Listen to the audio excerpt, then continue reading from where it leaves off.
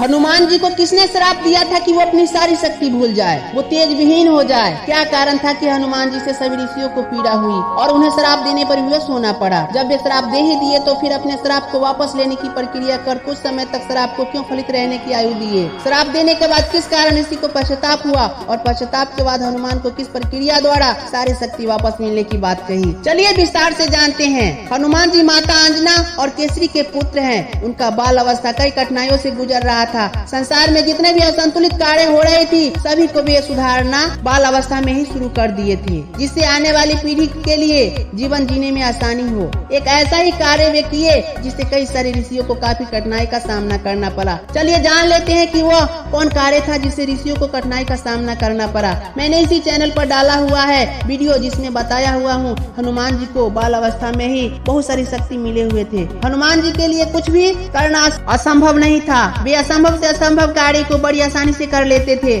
मानव जाति के उत्थान के लिए उन्होंने सोचा क्यों न अधिकतर नदियों को गंगा से जोड़ दिया जाए, जिससे सारी नदियां शुद्ध हो जाएगी। वे इस कार्य को किए। इसका उदाहरण हमारे नेत्र के सामने है। कई सारी नदियां गंगा नदी से मिली हुई है। सारी नदियों को शुद्ध करने के चक्कर में कई सारे ऋषियों का कुटिया तबाह हो गई। वो घर विहीन हो गए और हनुमान जी को इस अद्भुत कार्य को समझ नहीं पाए। बालक हनुमान पर काफी क्रोधित हो गए। उदंडी समझकर वे सोचे हम ऋषियों को अपने शक्ति के घमंड में आकर परेशान कर रहा है, वह अपने शक्ति का दुरुपयोग कर रहा है। यही सोच बालक हनुमान को श्राप देने उनके महल ऋषि अंगिरा के पुत्र संवृत आ गए और आते ही बालक हनुमान से बिना कुछ पूछे उन्हें श्राप दे दिए कि तुम शक्ति विहीन हो जाओ। तुम अपने शक्ति के मद में हम ऋषियों को परेशान करते हो।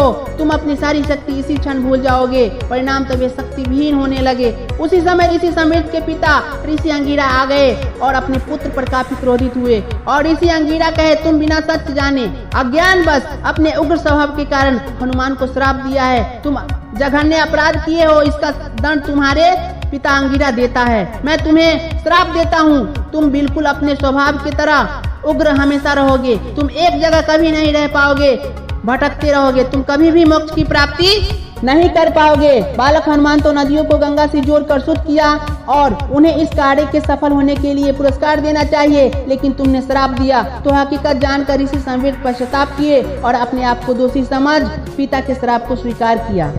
ऋषि अंगिरा ने कहा हनुमान को कई सारे कार्य करना है और वो कार्य ये शक्ति विहीन होकर नहीं कर सकते, अतः तुम्हें अपने श्राप वापस लेना होगा।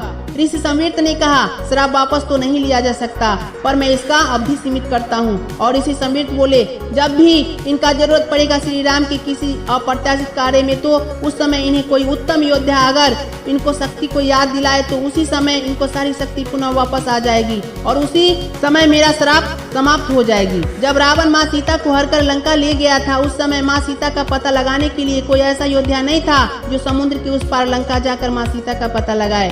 तो यक्षराज जावंत हनुमान को उनके शक्ति का स्मरण करवाते हैं। और आज के लिए इतना ही। अगर इस वीडियो से आपको कुछ भी जानकारी प्राप्त हुई हो तो प्लीज लाइक करें और कमेंट में जय श्री राम जरूर लिखें। और ऐसे ही बहुत सारी वीडियो पाने के लिए हमारे चैनल को सब्सक्राइब कर दें।